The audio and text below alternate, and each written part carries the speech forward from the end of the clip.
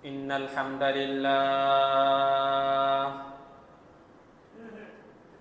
لله نحمده ونستعينه ونستغفره ونؤمن به ونتوكل عليه ونعوذ بالله من شرور أنفسنا ومن سيئات أعمالنا من يهده الله فلا مضل له ومن يضلله فلا هادي له وأشهد أن لا إله إلا الله وحده لا شريك له وأشهد أن سيدنا وسندنا وحبيبنا ومولانا محمدا عبده ورسوله صلى الله تعالى عليه وعلى آله وأصحابه وبارك وسلم تسليما كثيرا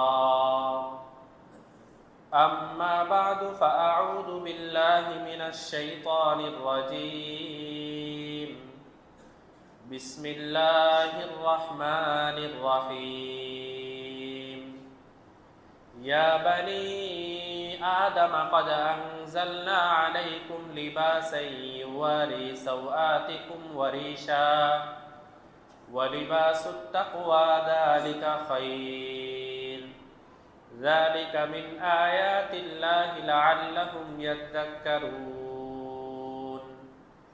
وقال رسول الله صلى الله عليه وسلم خالف اليهود والمشركين أو كما قال رسول الله صلى الله عليه وسلم اللهم صل على محمد وعلى آل محمد كما صليت على إبراهيم وعلى آل إبراهيم إنك حميد مجيد اللهم بارك على محمد وعلى آل محمد كما باركت على إبراهيم وعلى آل إبراهيم إنك حميد مجيد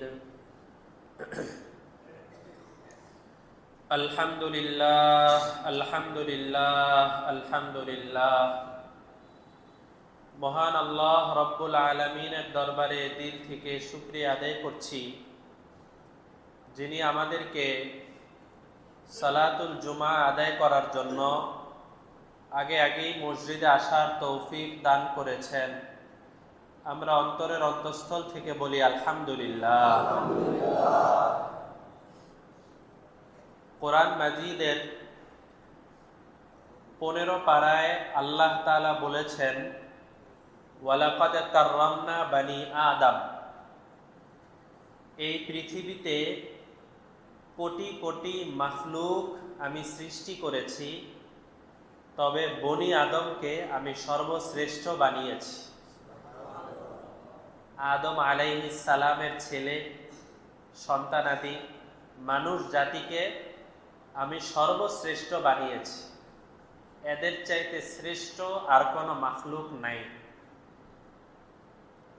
মানুষ জাতি এত শ্রেষ্ঠ কেন, এত মর্যাদাবান কেন? এটার অনেক কারণ তাফসীরের কিতাবের মধ্যে লিখেছে। বাকি একটি গুরুত্বপূর্ণ বিষয় হলো বাহ্যিক লেবাসে, বাহ্যিক পোশাকে মানুষ অন্য জাতির চাইতে একটু ভিন্ন। পৃথিবীর যত মাখলুক আছে, যত প্রাণী আছে, যত হায়াওয়ান আছে, যাই আছে না কেন, কোনো প্রাণী কোনো মাখলুক পোশাক পরে না। পরে নাকি? গরু, মহিষ, মাছ, কীট পতঙ্গ, কোনো প্রাণীর পোশাক নাই। কিন্তু আল্লাহ তাআলা মানুষের জন্য পোশাক দিয়েছেন। মানুষ এমনিই অনেক সুন্দর, সুন্দরের উপরে আরো সুন্দর। সুন্দরের চাইতেও আরো বেশি সুন্দর। সুন্দরের একটি ঘটনা আপনাদেরকে আমি আরেকদিন বলেছিলাম যে ইমাম আবু হানিফা রহমতুল্লাহ আলাই উনি ক্লাস করাতেন, দর্স দিতেন। তৎকালীন যুগে তো আর এমন কোনো সিস্টেম ছিল না যে মাদ্রাসা থাকতো, বড় বিল্ডিং থাকতো, ওর মধ্যে ক্লাস দিতেন, এমন সিস্টেম ছিল না। দেখা যায় তো গাছতলার মধ্যে ক্লাস করাচ্ছেন, পুকুরের পাড়ে ক্লাস করাচ্ছেন, বাসার ভিতরে কোনো মাঠের মধ্যে ক্লাস করাচ্ছেন। এরকম অনেক জায়গায় ইমাম আবু হানিফা রহমতুল্লাহ আলাই ক্লাস করাইতেন।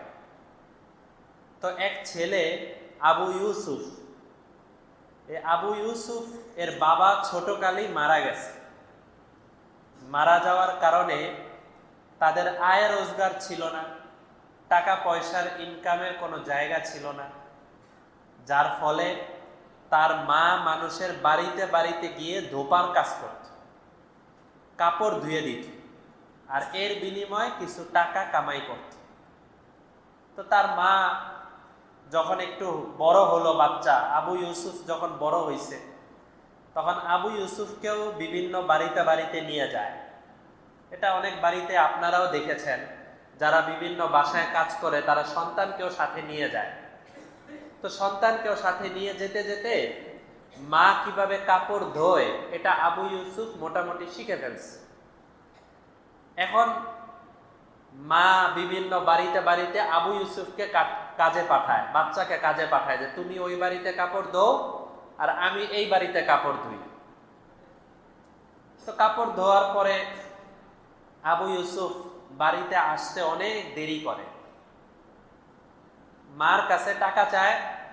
মা যখন তার কাছে টাকা চায়, আজকে কোনো টাকা দেয় নাই, কাপড় ধোয়ার কারণে কোনো টাকা দেয় নাই। একদিক দিয়ে বাসায় আসতে দেরি করে, আবার কাপড় ধোয়ার কারণে কোনো টাকাও দেয় না।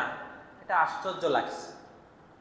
তো মা ছেলেকে বের করে দিয়ে পিছনে পিছনে ঘুরছে যে দেখি তো কি অবস্থা।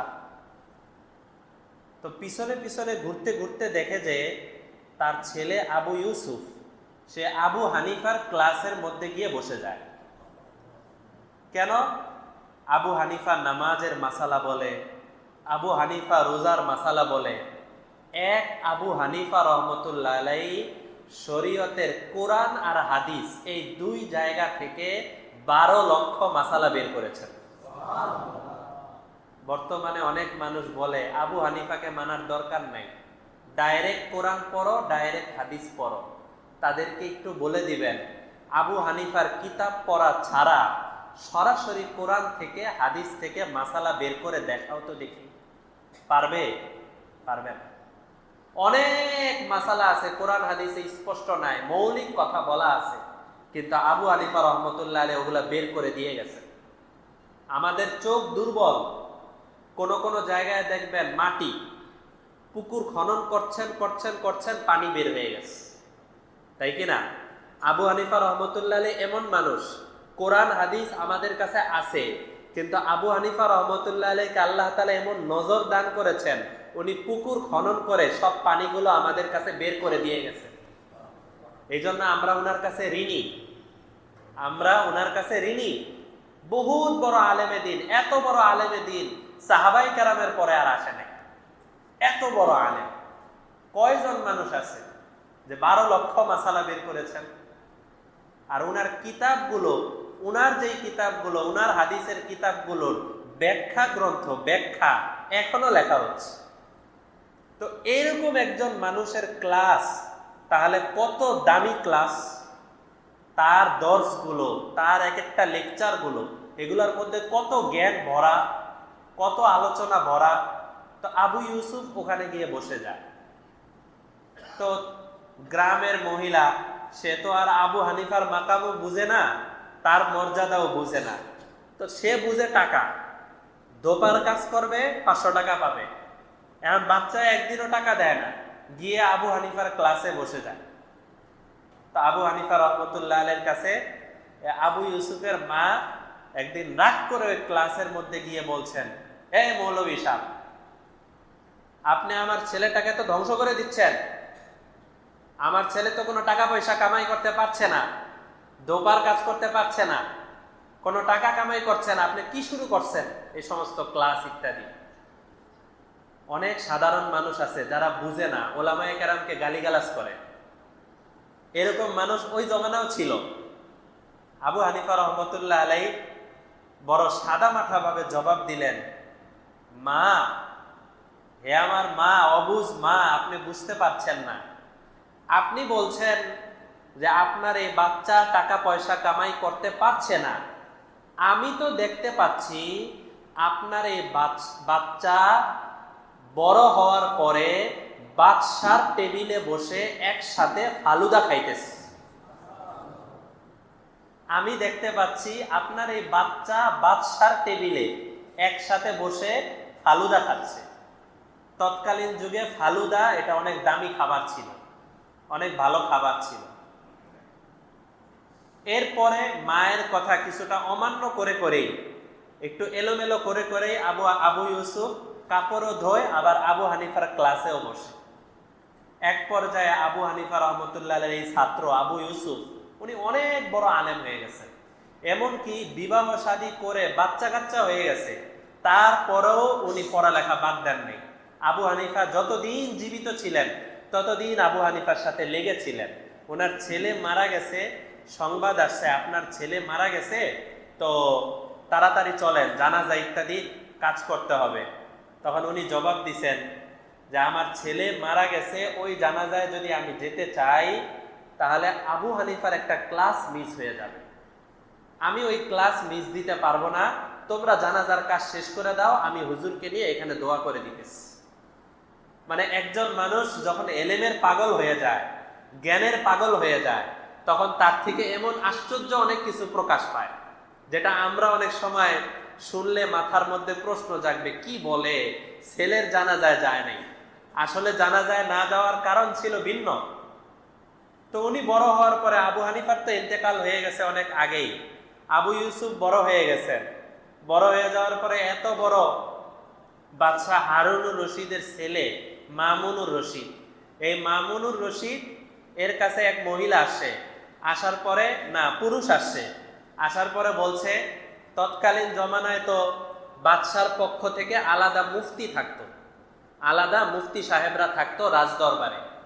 তো আসার পরে বলছে যে আমি আমার বিবির দিকে তাকিয়ে পুকুর পাড়ে বসে গল্প করতেছিলাম আর চাঁদের দিকে তাকিয়েছিলাম, তো বিবিকে বলছি তুমি যদি এই চাঁদের মতো সুন্দর না হও তাহলে তুমি তালাক।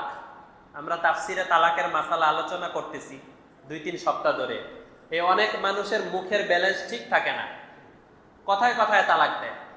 তুমি যদি চাঁদের চাইতে বেশি সুন্দর না হও তাহলে তুমি তালাক।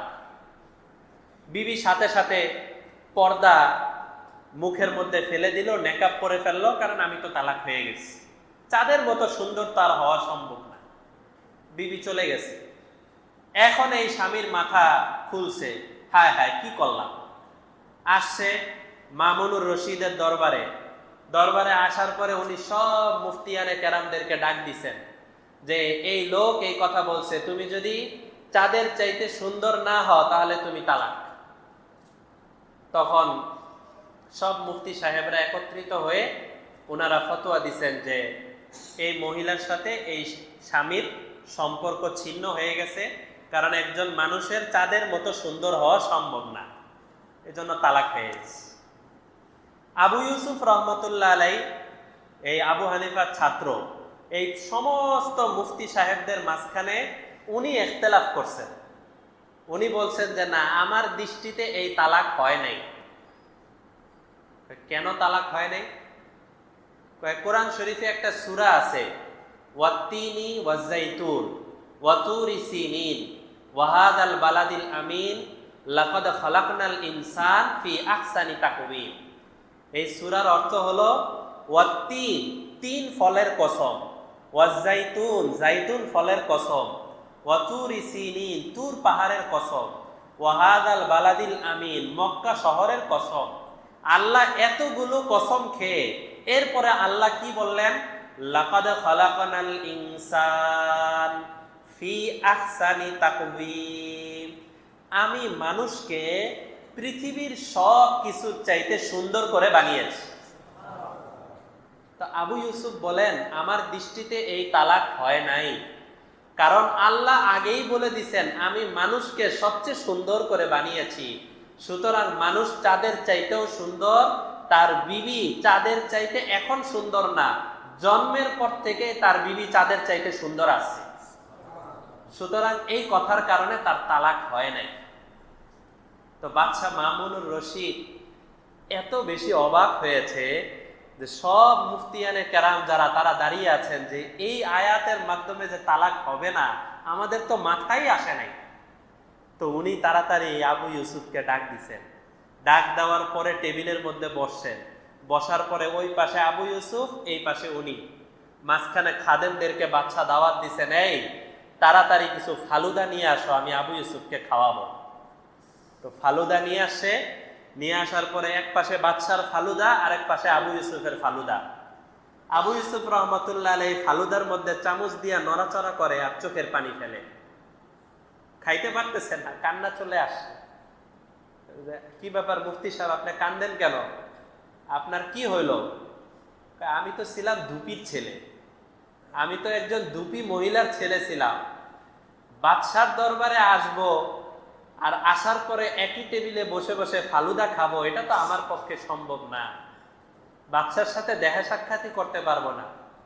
কিন্তু আমার উস্তাদ আমার মাকে বলেছিলেন যে আমি তাকে এমন এলেম শিখাইছি, এমন জ্ঞান শিখাইতেছি যে এই জ্ঞানের কারণে সে বাদশার সাথে একসাথে বসে ফালুদা খাবে। আমার উস্তাদ কত বড় বুজুর্গ ছিলেন যে এত বছর পরের ঘটনা উনি এইভাবে বলে দিচ্ছেন, আজকে তো আপনার সাথে বসে আমি ফালুদা খাচ্ছি। তো বুঝাতে চাইলাম মানুষকে যে আল্লাহ তাআলা সুন্দর করে বানিয়েছেন এটা আল্লাহ কোরআনের মধ্যে 30 পারায় আম পারায় বলে দিছেন, কিন্তু আমাদের অনেক সময় বিশ্বাস হয় না, যে কারণে সাগরের সৌন্দর্য আমরা দেখতে যাই, আর সাগরের সৌন্দর্য দেখতে গিয়ে আমি আমার মাওলাকে ভুলে যাই যে মাওলা আমাকে এর চাইতেও সুন্দর বানাইছেন।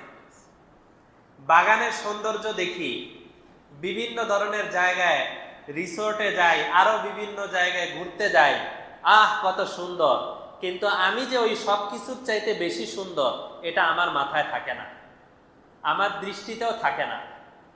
তো বুঝাতে চাইলাম যে আল্লাহ তাআলা বনি আদমকে সুন্দর তো বানিয়েছেন, আবার সুন্দরের উপরেও তার উপরে আবার পোশাক দিয়েছেন, যে পোশাকের মাধ্যমেই তুমি আরো সুন্দর হও, আরো ভালো থাকো, আরো সুন্দর থাকো, এটা আল্লাহ তাআলা আমাদের থেকে চান। যে কারণে হযরত আদম আলাইহিস সালাতু ওয়াস সালাম উনার শরীরে জান্নাতি পোশাক ছিল। শয়তান এসে ওয়াকাসামাহুমা, 8 পারায় আছে আয়াতগুলো, ওয়াকাসামাহুমা ইন্নী লাকুমা লামিনান নাসিহিন, শয়তান এসে বুঝাইলো যে এই ফলগুলো খান, যদি খান খাওয়ার সাথে সাথে এই জান্নাত আপনার আজীবনের জন্য হয়ে যাবে, আপনার কিচ্ছু কেউ আপনাকে বের করতে পারবে না। তো উনি বুঝতে পারেন নাই, উনি ভুলে শয়তানের কথায় ওই ফলগুলো খেয়ে ফেলছেন। আল্লাহ তাআলা বলেছেন এই ফলগুলো খেও না, কিন্তু উনি ওই ফলগুলো খেয়ে ফেলছেন। খেয়ে ফেলার সাথে সাথে ওনার শরীরের যে জান্নাতি পোশাকগুলো ছিল এগুলা কুদরতি ভাবে শরীর থেকে খুলে গেছে, পোশাক খুলে গেছে, পায়জামা খুলে গেছে, সব খুলে গেছে। কোরআনে আল্লাহ বলেন যে উনি সাথে সাথে নিজের পোশাককে, নিজের শরীরকে ঢাকার জন্য গাছ পাতা তাড়াতাড়ি ছিঁড়ে নিজের পোশাক দিয়ে, পাতা দিয়ে শরীরগুলো ঢাকার চেষ্টা করলেন যে আমি কোনোভাবে শরীরকে ঢাকতে পারি কিনা। তো আল্লাহ তাআলা হযরত আদমকে বললেন, আদম আমি যেই জিনিস তোমাকে নিষেধ করেছি তুমি ওইটা খেয়ে ফেলছো, তোমার জন্য এই জান্নাতের পোশাক আমি হারাম করে দিচ্ছি, তওবা করতে হবে, এরপরে জান্নাতের পোশাক পাবা। এবার আমরা চিন্তা করি, আমরা যে বনি আদম, আমাদেরকে আল্লাহ কত কিছু নিষেধ করেছেন আর আমরা কত কিছু শুধু করেই যাচ্ছি। আমাদের জন্য জান্নাতের পোশাক কি হালাল আছে কিনা আল্লাহ পাকই ভালো জানেন। আর জান্নাতের পোশাক যদি হালাল না থাকে তাহলে জাহান্নামের পোশাক, এই দুইটার বাইরে কোনো পোশাক নাই। ফারিকুন ফিল জান্নাহ ওয়া ফারিকুন ফিস সাঈর, 25 পারার আয়াত, হয়তো জান্নাত নয়তো জাহান্নাম, এই দুইটার বাইরে কোনো রাস্তা নাই, দুইটাই রাস্তা। আমরা ছুটবো, কবরে যাব, হয়তো জান্নাত নয়তো জাহান্নাম, দুইটার মাঝখানে কোনো রাস্তা নেই। এই জন্য প্রত্যেকেরই চিন্তা করা উচিত যে আমরা তো কবরের পথের মুসাফির, জান্নাতের পথে চলছি না জাহান্নামের পথে চলছি। তো যাই হোক, কোরআনের যে আয়াতটা আপনাদের সামনে তেলাওয়াত করেছি, এই আয়াতের মধ্যে আল্লাহ বলেন যে হে বনি আদম, তোমাদেরকেই কদ আনজালনা আলাইকুম লিবাসা, তোমাদের জন্যই আমি পোশাক দিয়েছি, আর কোন প্রাণীকে আমি পোশাক দেইনি। আল্লাহ আমাদেরকে পোশাক দিলেন, পোশাক দেওয়ার পরে আমি আমার নিজের মন মতো পোশাক পরা শুরু করে দিলাম, এটা কি ঠিক হবে? আল্লাহ যেহেতু পোশাক দিয়েছেন, সুতরাং আল্লাহরও কোনো ইচ্ছা আছে। আল্লাহর ইচ্ছার বাইরে আমি পোশাক পরলাম, তাহলে এই পোশাক যতই ভালো হোক না কেন, মানুষ যতই ভালো বলুক না কেন, এই পোশাক আসলে ভালো পোশাক না। সর্বপ্রথম হলো পুরুষদের জন্য নাভি থেকে নিয়ে হাঁটু পর্যন্ত এতটুক জায়গা ঢাকা, এটা ফরজ। ভালো করে মাসালা মনে রাখতে হবে, নাভি থেকে হাঁটু পর্যন্ত এতটুক জায়গা ঢাকা ফরজ। এই জায়গার মধ্যে কেউ যদি না ঢাকে তাহলে তার কবিরা গুনাহ হইতে থাকবে।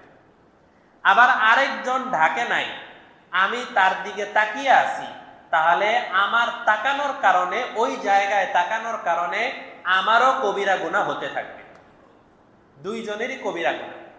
হ্যাঁ, আমি যদি ওই দিকে না তাকিয়ে উপরে তাকাই, তার চেহারার দিকে তাকাই, তাহলে গুনাহ হবে না।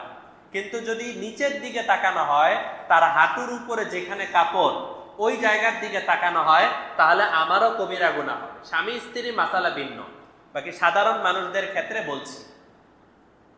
এখন দেখা যায় আমাদের সমাজে, আগে ছিল না, মনে হয় অল্প কিছুদিন ধরে ঘন ঘন অনেক যুবক ছেলেরা হাফ প্যান্ট পরা শুরু করে দিচ্ছে। এটা বেশি দিন আগে ছিল না। আমার মনে হয়, আমি মনে হয় 1 বছর আগেও এত বেশি দেখি নাই। ইদানিং যেই পরিমাণ দেখছি, দোকানে যাই দেখি হাফ প্যান্ট পরে দোকানদারি করছে, রিক্সাওয়ালার রিক্সায় উঠি দেখি হাফ প্যান্ট পরা। আরে আজীব অবস্থায় হাঁটু বের করা। সেদিন এক জায়গায় গেলাম, হাফ প্যান্ট পরা একজন, পাশে আরেকজন বলছে, ভাই আপনার দিকে তাকাইলে তো আপনার গুনাহ তো আছে, আমারও তো গুনাহ। কয় অনেক গরম লাগে, এত বড় প্যান্ট পরে থাকতে পারি না, গরম লাগে। শয়তান যদি কাউকে জাহান্নামে পাঠাইতে চায়, তাহলে কোন সুতায় যে পাঠাবে তা তো আর বলা যায় না। অন্য অনেক গুনাহ আছে, আপনি একটি গুনাহ করেছেন, গুনাহ করার সাথে সাথে বাম কাঁধের ফেরেশতা আপনার আমলনামায় গুনাহ লিখেছে, শেষ। কিন্তু এই হাঁটুর উপরে কাপড় পরা, অথবা নাভির নিচে কাপড় পরা, অথবা কাপড় পুরাটাই পরেছি, মাঝখানে রানের দিক দিয়ে সিরা রাখা, যে রান দেখা যায়, এই কাপড় যতক্ষণ পর্যন্ত খোলা থাকবে, ততক্ষণ পর্যন্ত আপনি যদি নামাজের মধ্যেও থাকেন, তারপরেও বাম পাদের ফেরেশতা আপনার আমলনামায় গুনাহ লিখতে থাকবে, যতক্ষণ খোলা থাকবে। তাহলে কিভাবে আমি এই হাঁটুর উপরে কাপড় পরি? এটা তো আমার জন্য হারাম, এই কাজ করা আমার জন্য হারাম। মহিলাদের ক্ষেত্রে মাসালা আরো কঠিন। মহিলাদের ক্ষেত্রে হলো তার চেহারা, তার 2 হাত এবং 2 পা এগুলো খোলা রাখবে। আর প্রয়োজনে, যেমন বাবার সামনে আছে, অথবা ভাইয়ের সামনে আছে, বা ঘরের কোনো মহিলাদের সামনে আছে, তাহলে তাদের সামনে হাতা পর্যন্ত খুলতে পারবে। একান্ত প্রয়োজন হলে চুল খুলতে পারবে, এগুলো প্রয়োজনে। কিন্তু স্বাভাবিকভাবে একজন মানুষের সামনে, পরপুরুষ না, এমনি স্বাভাবিকভাবে চেহারা, হাত খোলা রাখবে আর পা খোলা রাখতে পারবে। এটা হলো মহিলাদের মাসালা। এখন কাপড় যদি আমি এমন ভাবে পরি, যেই কাপড় পরার কারণে, কাপড় তো পরেছি কিন্তু সবকিছুই খোলা, সবকিছুই দেখা যায়, তাহলে এটা কেমন হবে?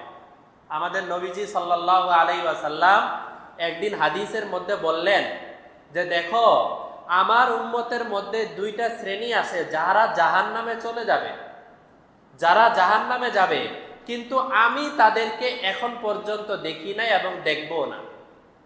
এরা জাহান্নামী, কিন্তু আমি তাদেরকে দেখি নাই, মানে ভবিষ্যতের কথা নবীজি বলছে। এর মধ্যে 2 নম্বরে হলো নিসাউন, এমন কিছু মহিলা আসবে এই দুনিয়াতে, কাসিয়াতুন, যারা কাপড় পরবে, আরিয়াতুন, কিন্তু কাপড় পরেও উলঙ্গ থাকবে, কাপড় পরেও উলঙ্গ থাকবে, মা ইলাতুন, তারা আরেকজন পুরুষকে আকর্ষণ করার চেষ্টা করবে। মুমিলাতুন, নিজেরাও এমন ঢং করবে যেই ঢং করে তারা আরেকজনকে কিভাবে আকর্ষণ করা যায় ওই চেষ্টা করবে। রুউসুহুন্না, তাদের মাথার মধ্যে থাকবে কাসনামিল বুখতিল মাইলাত, উটের কোহান, উটের পিঠের উপরে যেরকম উঁচা জায়গা থাকে, এই মহিলাদের মাথার চুলগুলো এরকম উঁচা হবে।